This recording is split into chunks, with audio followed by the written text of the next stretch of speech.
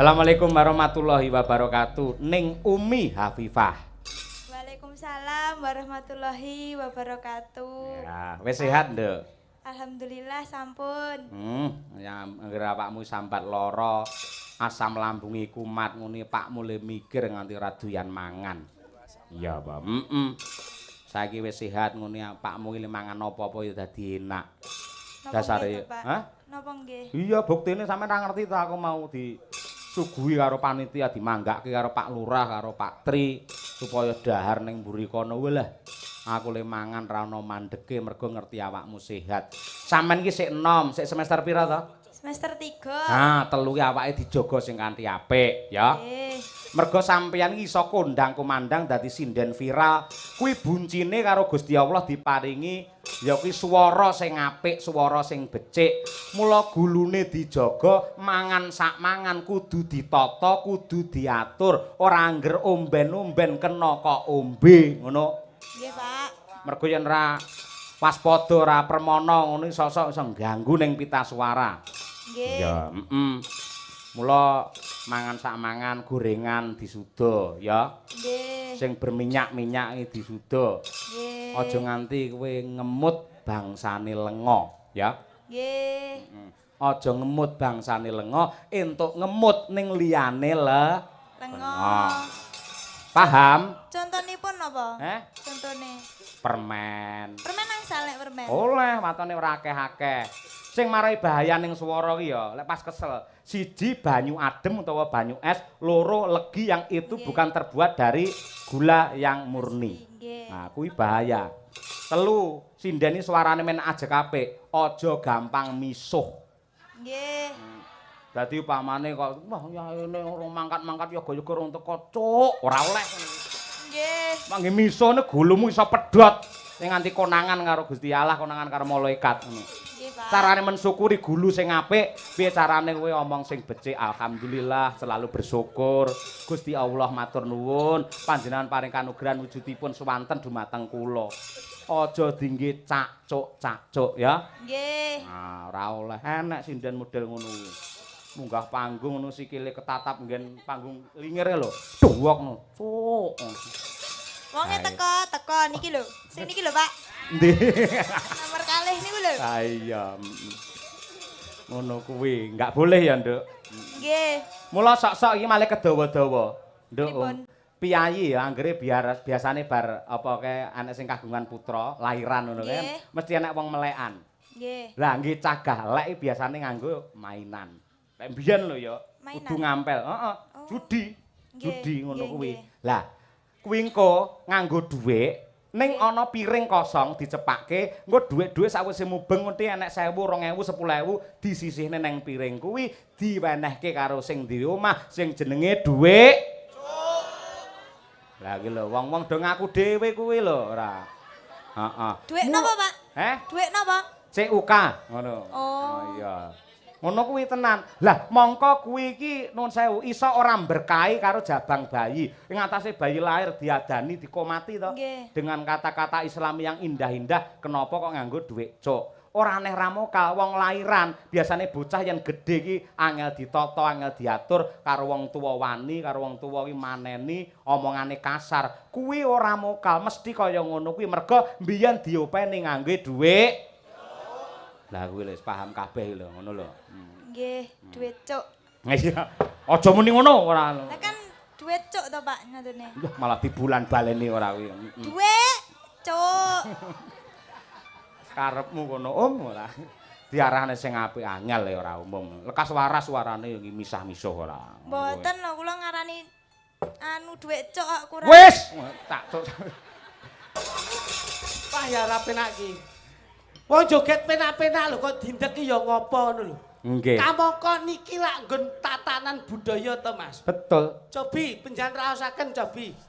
Wong joget penak-penak mbok ya ben rampung sik. Nggih, leres Mas. Terus dadi yen ngerti karo budaya, ngerti karo seni iki dinteni toleransi. Yen wis suwuk nembe jenengan walang kek. Lah ngoten lho Mas, karep kula ngoten. Lah nggih. Kula kan ningali nderekke sinten ngoten kula kan ningali ngoten lho. Nggih. Ora ayak-ayakan ngoten iki. Ngirit waktu kok. Lho.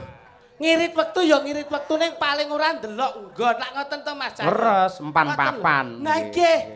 Wong mriki piyai ingkang budaya kados mekaten nih. Kok iso dindek sak nggon-nggon pripun cobi? Enggak boleh ngoten. Sampeyan sing ngusulke teng Pak Lurah niku kula lho Mas. Lah Mas. niku lho, mbok yo menghormati sedikit. Paling tidak ki membawa nama besarnya Mas Cahyo Kuntadi. Lho kuwi. Gitu lho. Ora kok terus ngene iki terus mbok ndek rasane seniman ki piye to Mas? Ngono wah jan. Iya. Lho ora iya tok. Kowe iki iya tok ning paling ora ki dilebokke pikiran ya ditandurke ning ati. Awake dhewe lak mitra kerja to Mas. Saestu Mas Cahyo. Tegese kesuksesan di dalam pementasan itu ditentukan kebersamaan. Kula jenengan kebersamaan semua tim. Dadi sampean sak iso-iso gane tak usulke lantaran rezeki saka panitia ya to. Mbok pira mboro sampeyan menghormati aku, ngunggahke aku ngono kuwi. Gendera dihormati. Lho, ora kok perkara genderane. Oh, bocah ki ngene iki lho. Bocah ki nek angger titisane saimun ngene iki. Dijak omong-omongan mesti ora konek ngene iki. Wong paling tidak iki Satimun. Ha nggih, dulure lak saimun. Iya. Riko satimun niki saimun. Kula gandengke. Mula ngeten iki lho Mas Cahyo. Nggih. Ngalap berkah piyayi ngampel. Paling tidak ngampel niku guyub rukune kados mekaten. Nggih. Iki tok kepara nyata sedaya pinaringan sehat walafiat lenggah ingkang mat-matan kondine dipun lenggahi para punggawa-punggawa desa. Nggih. Niku lak salah satu penghormatan sawab yang terbaik untuk kita semua sebagai pelaku seni. Leres. Lan piyayi rukun lan boten kompak lan boten solid lan boten kenging dipun tingali pinuju ngeten iki. Leres. Kok tiap tahun ngeneki syukuran sing meriah yang indah seperti ini. Tondo lamun to ngampel warganya adalah guyub, rukun dan kompak. Tepuk tangan kagem ngampel cobi. Wong kene kompak lho cah loro ora kompak iki piye? Lho nek kula niku bisa mengompakkan situasi, Mas. Betul. Ngoten lho, lah niki cobi benyan pirsani. Napa wonten penonton gawa kloso dhewe ngeten niki? Ora enek jajal. Niki karena apa? Simpatik kepada budaya. Betul. Ngerti lho. Ini adalah satu tolak ukur bahwa penonton malam hari ini penonton yang hebat membawa harkat martabat budaya Indonesia. Ini lho Mas. Nyatanipun wiwit ngriki nggih kebak, tengah kebak, ngriki nggih kebak. Lah karep kula nganti Mas kula aja kluthuk niku kula ken dadi tameng. Tameng pripun? Tameng niku ben ngerti acarane napa ngoten lho. Betul, betul. Acaranya adalah syukuran Nggih. budidaya ikan lele, budidaya ikan lele kuwi mudah-mudahan Sik kok budidaya ikan lele piye to? gitu. Lho, Wah, iki ra maca undangan apa piye? Banere wis ora asing meneh lho. Benere ndi renek ndi benere? Lho, banere wis terpampang ning gone prapatan-prapatan ngawur wae. Neng media massa wis akeh ning IG ning Pak, media sosial, Pak. Oh iya, media sosial. Kok iso media massa Maaf, arepe maaf. Ayo. dalah ki njaluk dimasa dhewe gitu. Kuwi lho padha karo tunggali Saimun mau aduh Iki, ya. ngoten lho, Pak. Niki lho, kok Iya ya, iso budidaya lele. Betul, Pak. Ini acaranya PHBN kalian bersih desa. Betul. Dua rangkaian acara dirangkum menjadi satu. Betul. Ini bentuk kekompakan dan keharmonisan di antara pejabat dan masyarakat. Nggih. Niki Mas, Nggih. PHBN kok lak artinipun panjenengan apa Mas? Nggih no peringatan Hari Besar, Besar Nasional. Nasional. Nggih. Berarti meh padha kalih HUT. HUT kuwi apa? Tulisan. Loh, Ya kabeh ngerti lek Oke, tulisan lagi. PHBN malah PHBN diterangke. apa, Pak? Eh, PHBN. Peringatan H niki Hari B Besar N Nasional. Berarti padha karo HUT. Lah iya padha. HUT niku napa? Singkatan kuwi, singkatan. Singkatane HUT. maksudnya nek diwaca Hut. Kepanjangane apa tuk? Dah bleset neh ta iki Mas. Angel tenan. Bleset tenan saestu. Ngene iki lho sing diarani Mas Cahyo golek keseimbangan nggon panggung Pak Kelirane iki karepe ben enek pelawak bisa membantu kesuksesan dalam nimbuk Nah, cangkik. betul. Lah carane napa to niki? Loh, acaranya kan bersih desa. Lah. HUT. Apa? Hari ulang tahun. Ya pokoke mengucapkan mudah-mudahan hari panjang umur, mudah-mudahan hari kedepannya semakin lebih bahagia. Iki sapa neh sing Muga- diomongke iki? Kene iki bersih desa HUTRI ora Nggih. kok ora netakne hari ya ora. Lah jeneng mau dawuh to? Nggih. HUT napa? Hari ulang tahun. Lah nggih berarti kan niki wayangan niki dalam rangka ulang tahun hari. Aduh mati ya. Pokoknya kalau dongane moga-moga hari panjang umur. Kok sik tok hari sapa? Kok iso? Hari Cangampel kene lho. Iku Wingi- nyekel. Kowe ora sembrono lho. Sik Mas Cahyo sik. Siap, Mas. siap. Iki kudu diluruskan. Lurusno. Maksudnya HUT itu hari ulang tahun. Lah iya, berarti kan sing ulang tahun hari. Lah, lho iya iki. Sampeyan Saiki tak tekon. kleru. Loh. Hari iki maknanya bukan nama orang. Saniki lho teko. Apa? Mas Cahyo ulang tahun, berarti sing ulang tahun sinten? Kula Cahyo. Cahyo. Lah nggih. Nggih. Jo Kritik ulang tahun, berarti sing ulang tahun Joklitik. Pak Inu ulang tahun, sing ulang tahun Ya Pak Inu. berarti lek hari ulang tahun sing ulang tahun sapa? Hari. Lah iya. Apa salah aku? Tik aku Aku dongane moga-moga aku hari. karo kowe ketok goblok men to iki Mas. Alah domongi aku nek angger wong pekok saya melu pekok iso. Maksudnya hari kuwi tegese dina, Mas. Nah, Dina ambal warsa negarane awake dhewe sing 78. Lah iya. Ngono lho. Tur ya dibarengke karo bersih desa. betul. Ngono. Lah iki jumbo hari ulang tahun dengan Lah. gandeng cenenge karo bersih desa kuwi ana hubungane. HUT RI yang ke-78, 78 itu jumlahnya berapa? Lho kuwi sapa ora kok teko aku iki? Aku ki takon sampean yo Mas, nyambut gawe wong loro ki aja ming saling Ya lek teko iki menjatuhkan. aja gampang-gampang, mosok 7 karo 8 kok teko aku. Iso apa ora ngono lho. Loh, lah iya nek 7 karo 8 kan jelas to jumlahe 15. Lah ya wis terus nyamuk teko aku. Lah kowe lak dulurku to. Ya dulur ki teko ki sing angel pisan. Dadi aku ngowe pitulungan ki sing lebih bermanfaat. Lah lek teko mek 7 karo 8 jumlahe piro ya ngisi-ngisini. Kowe aja kemlelet tuk nang kene. Lah iya. Kowe tegese nun sewu ngerti ra pari ya. Paring. Pari lek saya isi saya ndingkluk. Nah, Orang kuwi lho. semakin pintar itu akan semakin Iya lek enek isine. Lah lek pasurane isine lagi ditanduri terus kena banjir, perairan isine bre bosok kabeh ya. Wes kowe angel men to. Klidik kuwi Nah, dulurmu memberi pertanyaan iki. 7 karo 8 itu 8. kan mudah. Lah, nggih. Pamrih menyelamatkan kamu supaya kamu bisa menjawab. Lek dikek pertanyaan angel sampean ra iso jawab, engko kuwirangan klidik melu kuwirangan. Nah kuwi lho, isinku ya isinmu ya isine Mas Cahyo. Malah kowe ngisin-ngisini aku yen memberi pertanyaan semudah itu. Loh. Ya keminter. Saiki tak takoni Mas, Mas Klidik. Jan nggih. Sampeyan tak takoni Nggih sih. dawuh. 5 tambah 5. Wonten sedasa Gus. 5 tambah 7. Wonten 13. 12. Ayo lagi. Jumlah 12. Goblok ya. Anu ketularan iki, Pak. 6 tambah 6. Sik. 12. Tibake sing dulure sapa jenenge iki? Paimune awakmu tibake. Satimun. Timun. Kowe mergo ora konsentrasi. Wah, mak ketularan Baleni. pekok niki lho, Pak. Iya, 5 karo 5. Wonten sedasa Gus. Ya. Iki. 6 karo 6. Lah niki lagi 12. 7 dengan 7. Lah itu 14. 10 dengan 10. Jelas 20. 12 dengan 12. Jelas 24. Rene Duk. Aja guyang-guyu kowe. Ngono lho. Rene. Ayo. 7 karo 5 rolas. Bener ora? Ya bener lah ya bener. Kancane bleset bareng. Sampeyan lak pamer apa 7 karo 8 kepenaan to pertanyaan. Iya, Pak. Ayo sampeyan Loh, tak takoni. Pak ayo. 7 tambah 8 tambah 12 tambah 20 dikurangi 17 ditambah 52 tambah 100 kurangi 70 ditambah 1300 piro? Duh, yo ora roh lho, Pak. Nah iya. Ki lho, mulane kowe iki secara pikiran tuh pikiran yang secara komputer. Heeh. Gitu lho. Tegese dek iki tong kosong Berbunyi berbunyi. nyaring. Dadi yen zaman saiki zaman komputer apa wae harus cepat, Lah itu lho. tepat dan akurat. Oke, berarti piye dawuh jenengan? Tepat, cepat, akurat zaman komputer. Oke. Berarti Kae sik tak takoni. Nggih dawuh, Gus. 6 tambah 6, Wonten 12, 7 tambah 7, ada 14, 10 tambah 10. 20. Nah, Mas Kluduk. Kalau nggih. 7 tambah 8 tambah 5 tambah 10 Pitu lima. tambah 23 Seket pitu. tambah 66 tambah Satu kurangi selawi. 50. 1.27.000. Kok wis akeh men. Loh. Sing penting cepet. Kan dawuh jenengan ngoten, Pak. Komputer. Lah nggih no. Heeh. Dawuh jenengan sing penting cepet. Perkara salah ndak masalah. Lek ngono kuwi yang ngrusak komputer ngono kuwi. Hitungan nganti tekan 1000 pira kuwi mau. Mu tambah-tambahane gur 50 iso tekan 1000 ora. Kowe iki cambleset tok sampean tandingi lho kok. Pokoke kula niku gumun kalih warga Maskat Ngampel, Pak. Ingkang wigati kula ndongakne muga-muga warga Maskat Lah, Ngampel, iya, Mbah Lurah urusan ingkang kok. sehat Terus. dan seluruh jajaran wonten ing Ngampel mudah-mudahan selalu diberkahi oleh Allah Subhanahu wa taala dan warga masyarakat Ngampel mudah-mudahan dohke bilane cedake rezekine. Amin. Dan saya ini salah satu rekor muri saya hadir di Ngampel, Pak. Nyapa? Kulo niku hampir beberapa bulan niki angger main ning desa, niki saya itu gumun, Pak. Ora ana Ngampel, ora ana kaya wong Ngampel ngriki. Kok iso? Kulo niku lek tenggene desa-desa biasanya bersih desa, niku lek wayangan niku hadiah niku paling pol utama niku kipas angin. Ah iya bener no.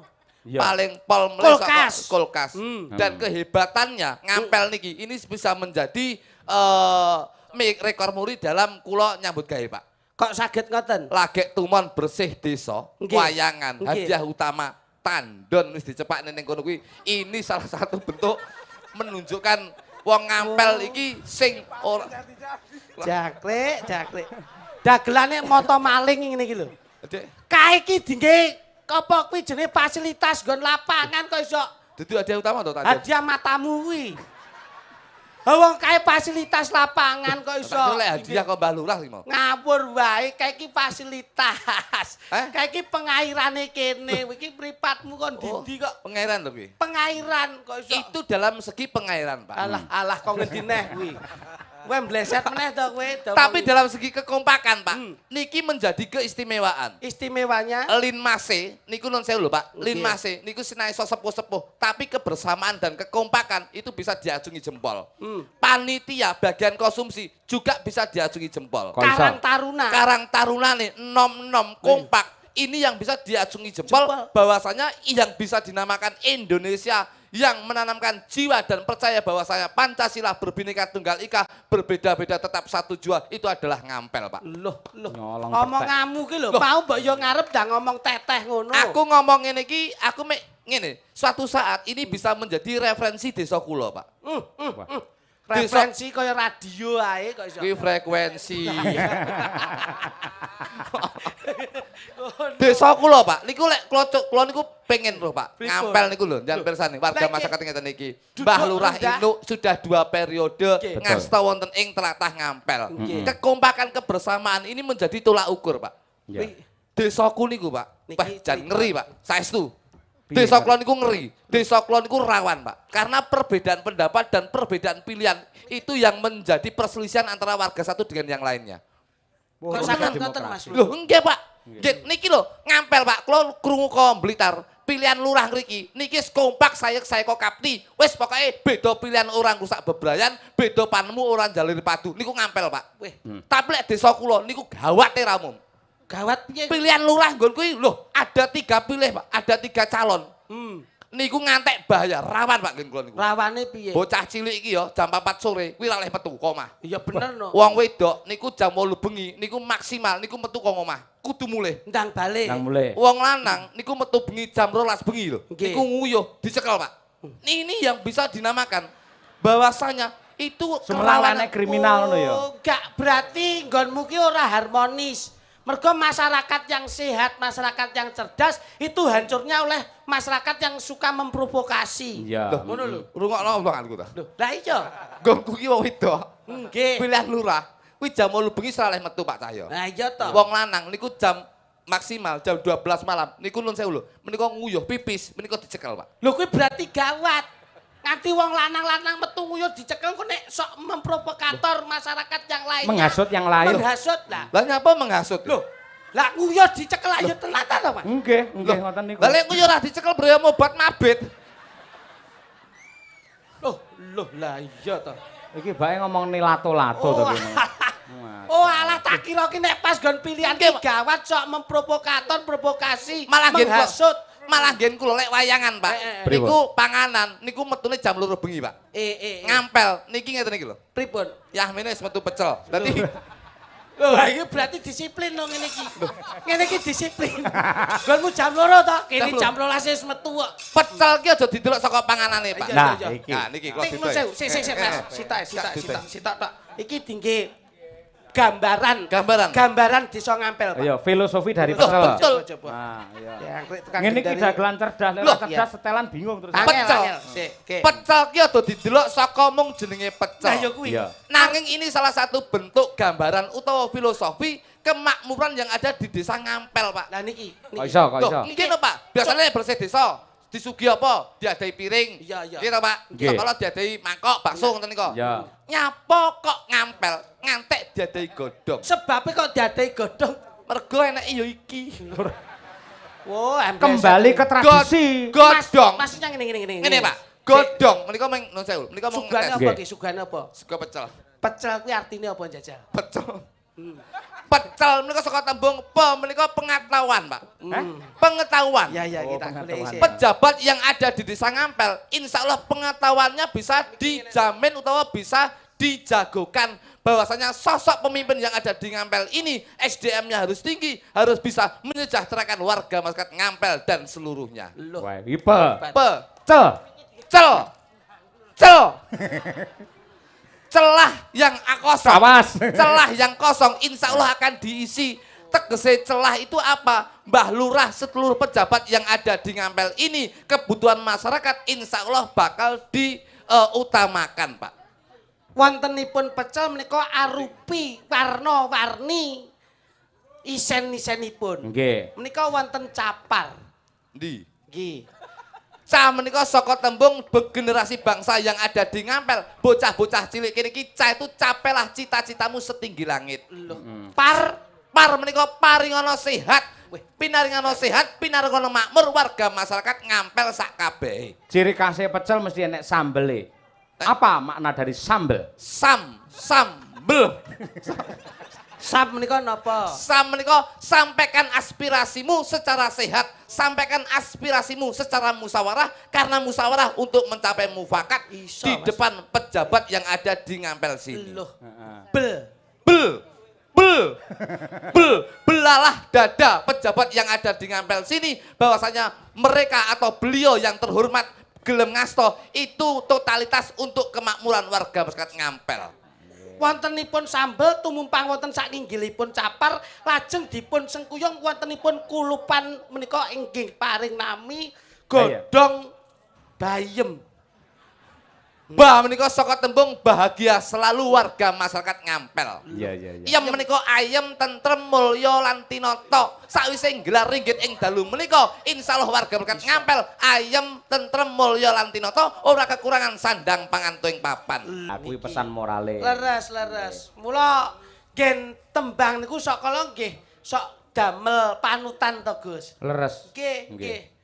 Panas mlaku ora nggawa payung, srandale diseret, lamaane mlentung. Surabaya geger, ngungsi ning Madiun, Jakarta janji rukun tetep merdeka.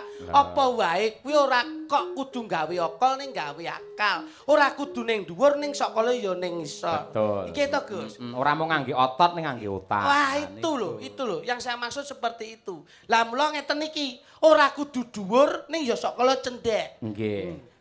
Ngoten lho. Leres. Padha kali niku to. Nggih. Ora kudu ning dhuwur ning sakala ya ning Ngisor. ngisor. Ora kudu wong sugih ning sakala ya ngrasake ora duwe. Duwe. Isone sugih gumantung saka mbiyen perjalanan ora duwe. Iya. Mula eneke sing dhuwur mesti ana sing Ndek. ndek. Ngono lho.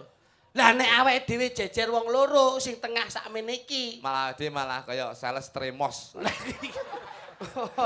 Ora. Lambene ora. Cocok iso kene to. Kene ak penak. Iki dagelan lur anarkisme to. Aku nek ro iki gemes ya, Mas. Piye to jenengan? Ora ketok sing ning isor. Lho, ora kesok.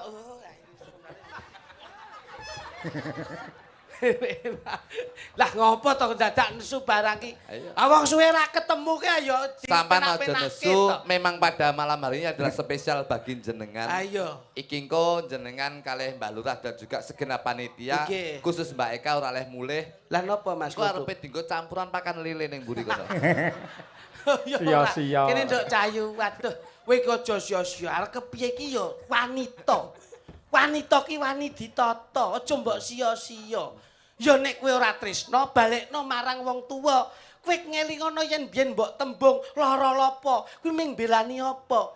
Nek kowe ora tresna tinggalen lunga aja mbok gawe gelo. Yen pancen kowe tega mentolo titipno ning bali desa. Ndek iki tak titipne bali desa malah direbut kami tuwa. Oh, Ngono ora kok iso. Ini nduk. Kok iso kami tuwa barang. Kapan? Kalau sadi. Lah. Lah Eka, Ngono. sampean wit mau digoleki karo Pak Lurah lho. Ditakok-takokne Pak Lurah. Bangeten ora kaya kowe kabeh. Lah ngopo to, Mas? Kang Masku sing tak tresnani minangka seniorku ngono ya. Lah kok bangeten kowe wong Aja loro. nangis. Aja nangis. Pak Lurah, Pak Mitua, Bu Lah iya. PKK kabeh lho aku teko dimanggakne kon Lah ning iya. jero. Ya aja Lah, nang. kok kowe kabeh warga masyarakat lanang wedok padha guyub rukun padha ngenekke aku. Lah kok kowe wong loro padha suyah-wiyah marang aku padahal lanang-lanang dhewe kowe lanang-lanang dhewe kowe lanange jagat kowe nek kene lanang ora mung kowe tok nek kene Pak Yoyo ya lanang maksane apa masane wis lakoni. Op. Kok Ngene iso? yo. Kowe iki apa kok angger ora ana rime bablas Kowe wae lho. aja nesu, awakmu lek saya nesu, nesumu saya nemen saya ndek. Kuwi rumuse sapa? Ora nek rumus ngono kuwi. Ndek iki Oh, tahu, nesu saya tahu ndek. petuk kula niku rong bengi kok Mas. Piye? Angger ketemu nesu, aku nesu. Sasi sak pira? Susu. Ora sembrono. Ngene lho, ya pangapurane sing gedhe ya. Ya wis tak pangarupamu sing gedhe. Pangapurane kok iso pangarapura mapahmu. Iki pancen yo dulur kula lanang ngono kuwi. Pak mapunten lho ya. Pak mapunten, pangapunten. Ayo tularan. Sliraimu ki wis tak jeni lho. Sliraimu ki wis tak dadekno pepundanku, leluhurku sing tak Ya ta. tresnani. Bocah ki lek nesu, lho lek nesu irunge malah gedhi ngene iki lho. Irung jamu kuwi. Kok kuwi gelungan kok irung kok iso. Ngene lho, nun sewu Mas Cahyo. Siap, Apa nggih. rumangsane? Sampean karo aku ki lak wis ditresnani Piyayi Ngampel. Eneke nggon ngene iki kepiye momentum yang seperti ini bisa dimanfaatkan semaksimal mungkin. Ya kuwi. Dadi Muni nah ning kuping benging.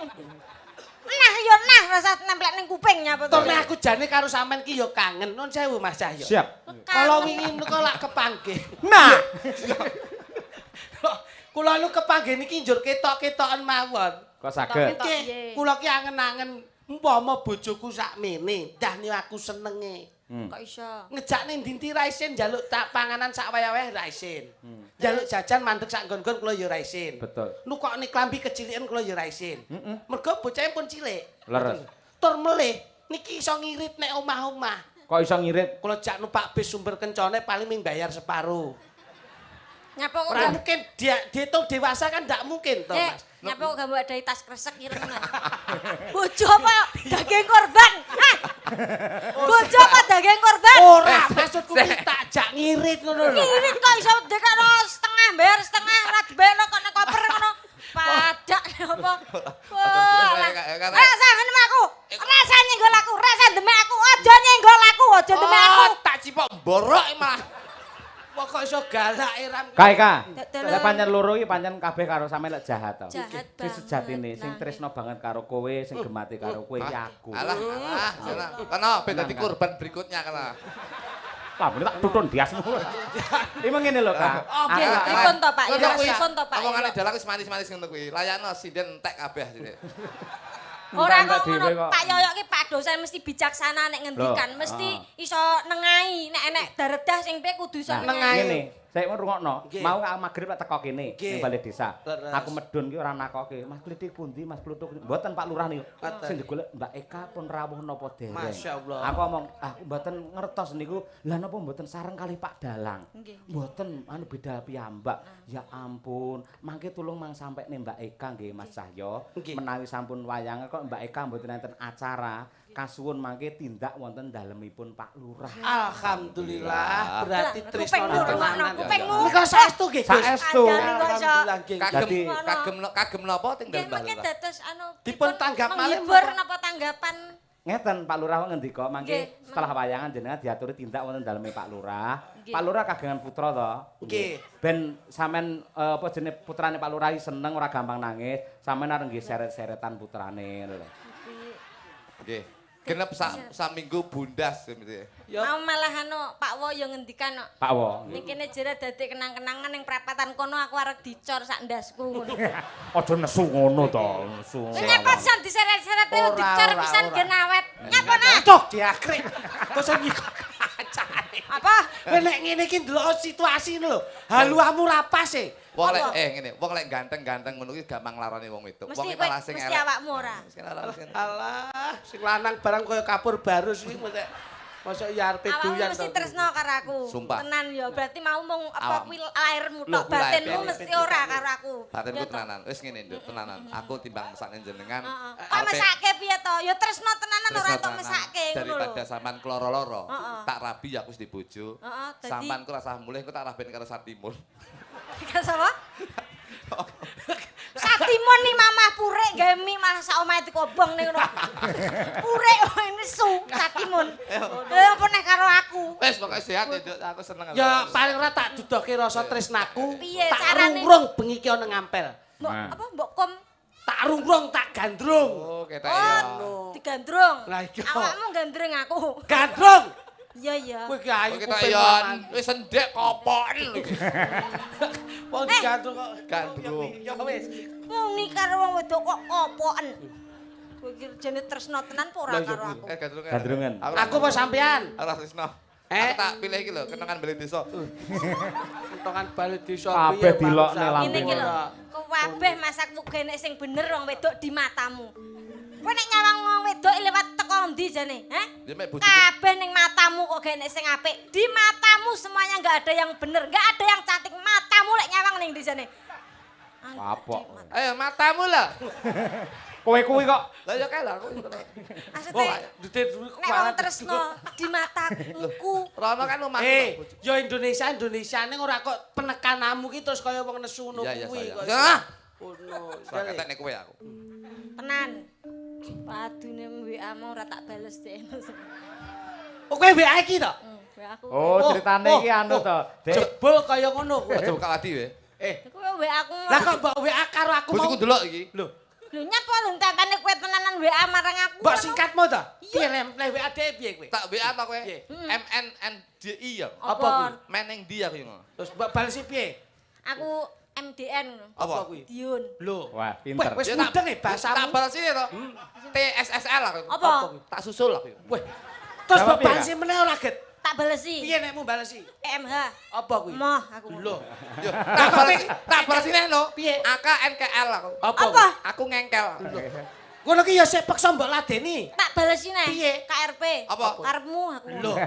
Terakhir aku WA aku wis. Piye? Di MTM aku. Apa kuwi? Di matamu aku ya. Aku ora trimo. Lah terus mbok loke piye? TLK. Apa kuwi? Telek aku. Syukur kowe, syukur kowe. Tak balas ini kok. Piye kuwi? Arek wani. Iya aku no. Apa kuwi? Iya aku. Telek sakmene lek ngeden rak ya kangelan to kok. Singungkrum Mas Klitik. Ngurung ngono kuwi Kagem Oke. gagrak toprakmen nggih. Siap. rumangsane Telek. padak nih Telek. apa.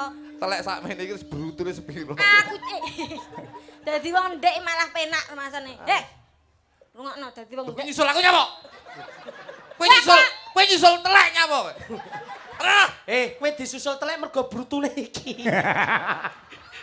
Iso kok bleset terus. Terus aku sih dadi wong ndek malah Iya, iya, penak kok rampung, iso. iya, rampung. Misale nek bencana alam lho. Kok iso ngono, Nduk? Enek angin langsung bablas rak sing dhuwur.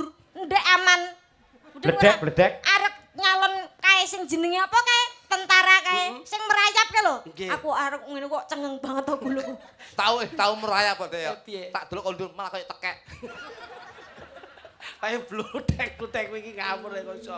Coba deh. Tak terima-terima-no. Sabar, wong wedok kuwi kudu jembar. Iya kan. Aja gampang nesu. Wong Yo. lanang ya ngono kuwi. Lah iya, ngono kuwi wong lanang ki ngono kuwi. Bes. Lam tilam Paraji iwatan Paku lingan Kata-kata romantis, ayo. Kata-kata romantis. Yasem. Piye Kakang Mas diamput? Kakang Mas Anu aku golekno sing rada apik wae ya. Aku ketoke ora pas iki. Iki apik. Kepiye? Sesuk ceten apik. dicat lo Wah, tembok. apik-apik lek ku Jare nyeluk wong diajeng seneng, kok iso. wong seneng kae ora. Ya seneng-seneng nih kudu sing- kata-katane iki ora kok terus diamput Lho, ngono nek wong kene misal kadung seneng, wah diancuk kapan aku kok diamput iki ngono lho. Seneng nyakrap banget, wah ganteng tenan diamput rupamem ngono. Iya seneng aku. Iya ta. Ngono lho. Ini ya diancuk. Kowe iki masuk suwi aku greget lho sok. Gak oleh. Jane surah itu lho ngono kuwi. Gak boleh. Aku wis Gak boleh. belajar apik-apik lho diajeng. Iya iya. Ya ngono kuwi polah ngono kuwi. Oh bau saithik diajeng coba, bau saithik. Ngono kuwi kok nyawang ngisor raiku lho ning kene. Loh, lah iya. Kok kemengisoren to? Tak goleki raiku renek. Aku aduh ndi kowe tenan. Wah goleki rai aku. Oh raiku ning kene kok ning kono. Lah aku Iki lho raiku. Iya iya. Iki rai lo. Kok ra ilok. Disawang Kowe arep gandeng apa? tanganmu lho ndi? Kata-kata indah untukku lho Kakang Mas. Diajeng. Iya. Bengi iki yen rumangsamu nyawang kahanan ana ning lapangan ngampel Iya. kaya ngopo diajeng? Biasa nanti Ya rame ngono lho kok biasa. warga masyarakat kene guyub rukune wis terjamin. Wis idi. Jamin apa ta? Wis Siti. Siti mbakku. Senajan to bengi iki katon rame ning kanggiku sih katon sepi. Lho, mergane ngopo Kakang Mas? Mergo kowe adoh saka atiku. Nanging yen kowe cedhak sakjroning atiku katon rame. Alah Wah, cangkeme. cilik deh. Yayi, Ah, siswa budaya tenan lek iki. Ah. Pripun Kakang Mas? yen nganti bleset anggonmu lelati pun kakang. Pun kakang ora bakal tindak ana ngendi-ngendi nanging pun kakang bakal golek lelipur liyane Yayi. Ora sah sumelang kula bakal ngadosi napa ingkang dados panyuwun panjenengan lho Kakang Mas. Panjenengan menika piyambak ingkang tansah kula tresnani santen lan terus ndaken lho Kakang Mas menika ampun. Kowe kok kentekan ambekane piye to iki? Nek omong ki gawe jeda nggo spasi. Ya karepku ngono. Banget leh kudu ngetok Yayi. apa sing dadi piye Kakang? Sineksenan bemilan langit. Iya Kakang. Mas. Cumuduling lintang lan srengenge iki. Ngomong kok keselek untu. Assalamualaikum. Wala daya. Waalaikumsalam Ini nggih. apa to? Dawuh Mas. Kula badhe madosi ingkang garwa. Lho, sinten menika? Nggih. Lho, diajeng Sri Tanjung. Nggih. Lho, lah kenging menapa? Menika dinane Selasa wayah sok mekar menika. Oh, iki bojomu geseh aku- meneh iki, geseh iki, geseh. iki. Bang Mekar. Geseh iki. Aku ora tau Lah iki ngono toprak kuwi. kok urusane karo Mekar ki ya ngopo kok iso? Tenan lho Mas, aku ora tau urusan karo Bang Mekar, mung karo Mendreng tok kok. Ketara yen bojomu pelanggan Mekar kowe. Kok iso? Iki rasa Mekar wis Mekar dhewe kok iso. Sok. Kok dadi Mekar kok dikom Kandese. Ya, tenane. iya. Luwese. Alah cangkemmu ngomong. Nah, Ngomong tenan Aku ora sosok anu aku. sosok deg-degan lah aku. Lah, Aku apa? lek seneng ngono kuwi lho, tenan apa ora Ora apa-apa. kok. Senajan to kowe kasar sithik ning kanggiku kasar omonganmu ning halus atimu Nah, Dad. karepku ngono lho. Aku gak iso ngungkapke apa sing dadi kata-kataku ngono. Kata-kata. Iya. Lah iya. coba bukaan sithik ya, Cah. Lho. Kowe ngejak main apa? Patengane. Bocah ki ra ngerti roman, Mas. Bukaan sithik ki bukaan rasamu, tresnamu kanggo aku omonganmu. Ora kok buka terus main apa. Bahasamu kekasaran. Ketoprak kok buka. Lho mbok menawa iki lho. Ayo, aku ya melu delok. Lho. Kok melu ndelok piye kok iso? Buka. Oh, amleset ngono. Pancen kabeh. Kandese luwese aduh nimas paket entuk-entuk lho. oh dari Kayak MUA nek ngono kuwi. Saya dari sales aplikasi Ladalah. Lazada. Lazada lek sing teko cocok lek ra cocok dibuka Ladalah. Kaya MUA. MUA. Kene lho, kowe iki rasan dadak goleki ukara liya. Kene, sampean kene. Kene. Sing gawe Mas Duduk, kene sampean. Aku bukan baca lho, Pak. Kene. Jan rasan gowo iki kok meleset. Kene. Kowe iki sangel. Mikir sana. Dadi apa? Ndak pundhutke kursi. Lho, Coba kowe lenggah kene ya, Dak. aku nggak kene. Ndak Romantis gandrung saya kepek. Madep nanti. Wah, sing apik ya madhep rono. Iki diganti kursi pantai ini aja lah. Lah, kok kursi pantai, kursi tamu kok kursi pantai.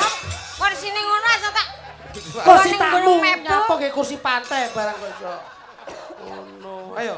Kursi kayak Aku mbok kene tenan iki. Aku kasih mending bayangne aku mulai sesuk mau dadi kursi pantai aku wis. Iki sesuk mulai wayang mesti anu Papa Cahyo, ayo ndang dadi kursi pantai. Diajeng coba lenggah kono diajeng. Gak sida kursi pantai. Ngono. Aku lenggah kene. Iya, coba lenggah kono ya, Dak. Rada ngisor sithik gak gedok. Oh, sik. Yen kursimu kurang mudhun iki nek setelane, soal iki kursi otomatis. Disetel dhisikno ben Laku. penak lah. Iku. Otomatis ya. Otomatis. Wah, elok Enten kuwi. setelane. Apik ki, Wis, modern ki. lenggah ya diajeng. Aku ya pengen ngerti tombole ana ngendi. Rasa mbok goleki. Kok nek sewayah-wayah panjenengan repot, Repot, iya. aku iso nyetel Oh, iya, dhewe iya. ngono. Iya, diajeng iya. Anu ya, tombolku tak ketakne ya. Heh. Jam kok nek kabeh-kabeh dolanan tombol kursiku rusak. Mbok sapa-sapa ya. Lungguh kene. Ya, kursine tenang kursine. Tenan apa ora? Nggih, lenggah. Tenang Kok kursine. gatel? Boten. Iki ndak pundhutke asli. Asli. Iki sing gawe racikane saka home industry. Apa to? Tenan ya. Saka omahan ora dudu saka toko. Ya, tanganku ngene. Ayo biasa wae wong kuwi ora Aku nyapo-nyapo. wedi nek Kurang jatuh. dhuwur to diajeng. Mboten pun sak manten mawon. Aduh lah kok penak. Penak ya diajeng. Ayune. Sik kuwi kurang dhuwur sithik mesake. Kurang dhuwur, Sithik, kurang dhuwur. sithik. Setel. Aduh. Kursine keri. Wow. kursi kok bisa Coba muni sampe keri. lenggah kono diajeng karo pun kakang. Diajeng ana kene, pun kakang ana sisih tengenmu iya. ya diajeng. Oke sih, tak setel ngono ya. Ayune luwese aduh nimas. Rada ana diajeng. Kursiku iso joget. Parto. Ningku. Aduh sik diajeng. Pripun Kakang? Kursimu katon ora beres iki. Lah kok saged menika pun sampun kula simpun kula setel. Iki yen kursimu rada ndoyong ki ora apik sampean rono. Kula mriki. Coba tak songkoke diluk wae ya. Aduh, Kakang, panjenengan kados mekaten panjenengan sangka kok muni mak terus. Aduh. Wis Gen ora ndoyong. Engko yen dilenggahi wong loro ben kuat kok ya. ngeten. Lah kok bentuke ngono Kakang Mas. Ayo lenggah kono diajeng lenggah kono ya itu. Apik bentuke Kakang Mas. Ayo kene. Iki oleh omong para aku. Nyapa? Oleh omong para. Omong. Untuk omong to. Bu, mbok omong kursi ra oleh omong, Bu. Lah iya. Beh, aja mbok pas nendok pujo iki.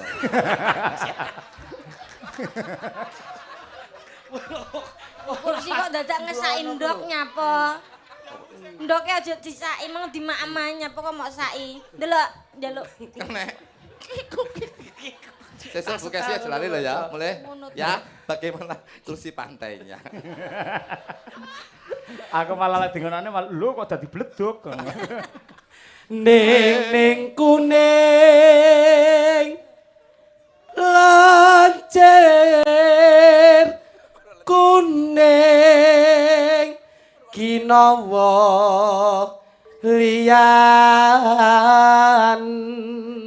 Apa bener Kang dadi omongmu aku lencer kuning nemu piring ngono kae. Nemu giring. Lemu giring kok nemu piring. Lah aku seneng-seneng ngene. Lencir kuning nemu mangkok. Giring kalau nemu giring. Tak kompo ini Mas. Kandese luwese aduh nimas inten-intenipun kakang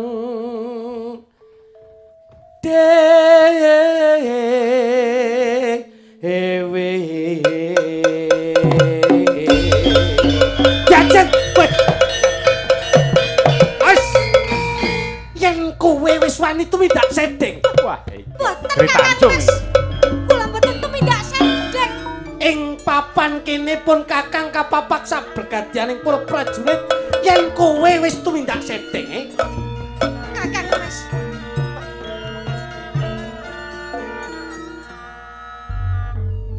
Ngomong apa aku? Kula mboten tumindak sedeng bateng panjenengan. Terus kula menika ketemu sing daten bateng panjenengan Sri Hun boten enten. Sri Tanjung arep muni serigala ya lho. Sri Tanjung Pripun apa Kakang Mas? apa buat jejere Piye to? asem ta deloloh Tanjung kok Sri Uning. Sri Uning ing papan kene Gusti Prabu Sadikromo wis tumontok ning Taman Kaputrene ya gene kowe gawe wirang pun kakang pendah apa wirang sindak tampa Boten Kakang Mas, kula boten tumindak ingkang dipun panjenengan dakwa dhateng kula menika. sepisan maneh ndak takoni Inggih Kakang Mas. kowe tumindak sedeng apa ora? Boten Kakang Mas. Piye? Boten. Kowe ra tumindak sedeng. Dramu ndi to, Mas? Aku. Malah mangan telo. Yo ngene dres kok iso ngentekki telo sak mlumbane iso. Nah. Des ngene lho kok iso malah Mas. Des terus aku nandi. Kok kowe terus waduh wonten menapa Kang Mas? Iya. Jinanjung. Sepisan maneh ndak takoni kowe tumindak sedeng ora? Boten menika Piye? Kang Mas. Boten. Kowe ra tumindak sedeng. Aduh, Tuh, aduh ning ngesor kene lho. baleni nek. Kowe tumindak sedeng apa? Aduh, Nyuwun duka Kang Mas. nyuwun duka Kakang Mas. Si Tanjung, Mingkang panjenengan dakwa dhateng kula menika boten leres. ndak belani golek tumbaling praja Mas, telung plengkuk kula telung gelung. Kepara nyata kowe malah sinisian marang Gusti Prabu Sadikromo. Boten menika namung SMS-an mawon. Dados boten tenanan kula boten dados nate panggih kalih panjenengan Islam. Kowe aja karo kowe. Yen menawa kowe goro bakal ndak pidana kowe. Aduh Kakang Mas, kula boten goro. Menawi mengke kula goro, kula sagah napa menika napa ingkang dados bebendu dhateng kula. Nanging kula boten goro saestu dhateng panjenengan Kakang Mas. Biyomban, Ketoprak apik niki. biyomban. Siswa budaya. Ya budaya. Nggih, nggih. Mas aku ya Pak Tris. Lho nggih, no. Ya Pak. Menawa Tris. kabeh sing mangerteni sak Kaplek. leker Iya. gedhonge ning Taman Kaputren. Kaplek. Nggih. Ora ana liya kejaba biyomban. Nganggo gaya ban baru ora ketoprak ta? gaya Nggih. baru. Yen menawa Iku niki kowe ora gelem Siswa kono. budaya. Lho nggih, no. Siswa budaya Iki niki. malam minggu penontonnya penuh. Nah, medion ben Ojo main nganti. ning Fatim, caruban nate main ning mriki. Ayo Siswa kuwi. budaya. Sak iya. wayah-wayah. Penontonnya wah luar. Niku ketoprak tenan iki. Lane dhewe niku Tolong biyen seneng lakon. Nggih. Nek jagongan lungguh kursi pantai lho. Jangkrik. Kene ngetoprak api-api kok iso malah ndabrus dhewe. Merespon ngelem kok Iki ngelem. ora meresponi ganggu konsentrasi. Ganggu witik wetuk kowe. Sampeyan niku lho. Aku ora ngopo-ngopo. Lah kalau menang sampean takok ya Sing kok. ngejak omongi kowe. Jenengan niku sing nekoki niku. Ora aku ora. Kula lho nekoki. pun meneng wau. Aku nakoki kan lirik. Ya tapi kan kula nggih nyauri. Kowe ora Oke kula menang dikira ora pripun. Banter ya, ram coba Mas, banter. Mas. Iki sida main ora toprake. Sakarepmu. Loh. Lha iki tak terusne karo Diajeng Sri Tanjung kok malah geger dhewe. Ayo kono lek peran. Gandengi Sri Tanjung. Dadi Byung Ban. Ban. Mban. Ora kreatif. Yo. Panjenengan ki ya malah ngono. Kudune nek masak ngono dirembug bareng-bareng Ora. ora kok malah ngurusi mban karo sing penonton mau. Kudune panjenengan ngurusi masalah babakan iki. Ora kok malah kaya ngono kuwi kudune panjenengan ki percaya marang aku. Kowe aja kaken gunem kowe. Yen nganti kowe kaken gunem kaken kondo pendah apa kowe bisa menehi pawangsulan sing becik. Sri Tanjung, Kadalem menika kula Kakang Mas. yen menawa kowe ora kondo bloko Byung Ban sing Byung mangerteni ana ing Mara papan. gage tulungan aku Byung Ban. Mara gage wangsulana. Dadi apa to, Jan? Byung Bane cacik ya. Lah kok kaya mie bakul cemoe iki mau to. Byung Ban. Wonten dawuh. Kaya mimin. Kowe kondo yen menawa bendaramu putri wis tumindak sedeng. Kula menika minangka tante saksi wonten ing dalam kepatihan satosipun menapa ingkang dipun aturaken Gusti Putri menika leres Gusti Pate. Gusti Putri menika mboten tidak sedeng. Kula menika tante sabti wonten ing dalam kepatihan. Sakit raos sing malah kula menika ngabdi. Kula ngabdi sampun dangu Gusti Pate. Yen nganti sakit raos sing malah kaken lambe kowe. Kok iso Byung omonge Ban. gentenan ora mbonteke dhewe. Kondo sing prasaja alon-alon bene menika percaya karo aku. Sri Tanjung, Dawuh katimbalan Kakang ayo Mas. gage kowe kondo bloko. Menawi panjenengan mboten pitados kalian kula kapejono kula. Bener ngono. Nanging ane tak WA ya iki. Ya omonge sing toprak tenan ngono. nanging kula menika mboten tumindak setting dhateng panjenengan menika kula estu dhateng panjenengan lho Kakang Mas. Menawi panjenengan mejahi dhateng kula menika gadhahi apa sing pawelik mbok menawi mengke kula tumindak goroh ateges getih apa jenenge ludira kula menika nggondo arus nanging menawi kula mboten goroh ludira kula menika arum Kakang Mas. Kowe kondo yen ludira manggondo arum ateges kowe ora tumindak sedeng. Inggih Kakang Mas. Ndangao Sri Tanjung. Ndangao. Ing papan kene ora bakal meneh pangapura marang kowe. Kakang Mas, menika kula estu boten tumindak goroh lho. Tinimbang kowe nyepet-nyepeti ning papan kene, waspadakno Sri Tanjung. Luwe becik kowe suwikir. Ais.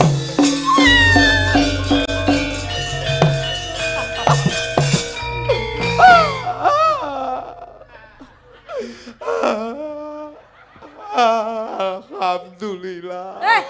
Kapuk lho. Nangis kok iso alhamdulillah. Mati omong. Tega. Ya gini aku ora tega. Tenan sampun tega kan kok. Nanging gar aku wis tega mentolo. Gusti Putri mboten sedek. Kowe meneh sapi lho. Kula matur bloko Gusti Pak. Dak ketok ing awakmu po, Aduh. Ayo suwikir. Suwikir. Lara lho. Bakal tak buktekke sak kabeh kandhamu dadi Sri Tanjung. Kok dirubung lalere ya penting. Ora nek wong mati rubung laler masih batang kuwi. Belum Sri Tanjung.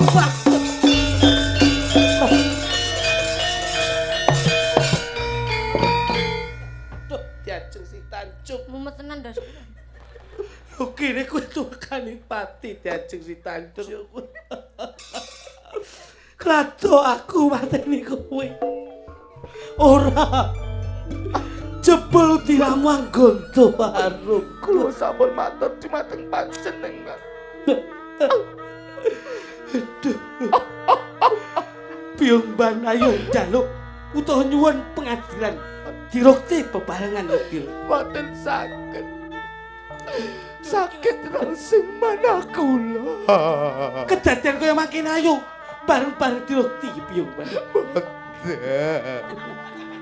Embana manja. Byung Ban Sakit. Byung Ban. Ayo dirukti beban. Luktirane karo aku anggon daru. Kowe apa ora ngerti Byung Ban? Oh, matane. Wah, untung aku siap setan ngono ndasku remuk neh to ngene iki. Karo aku itu Kaya tiba ndas orang Mario ninggal ngono sakane wedhe. Aduh. Karo aku itu mekaning pati. Setanku ngene. Ya wis ngono wae. Menika betul ingkang kula tresnani. Letak rene, Dok, letak rene. Nah, ndas mumet. Sakit betul sakit yang kita mati saking tangan Kula aja es. Aduh.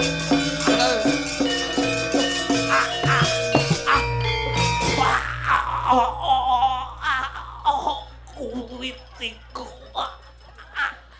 Urung mati lho. Ku salah opo? Ban, urung mati lho. ketok Aduh, Byung Ban. sing urung Cukup. mati.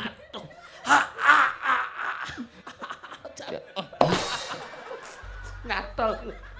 Aduh. Tuse pisan kas. Sik urung mati lho. Nak tak gedhe ndase. Gede kelele. Pun Mas, wis. Niki sarene wayange 3. Sing mati loro bayarane kelopek dhewe mon dadi.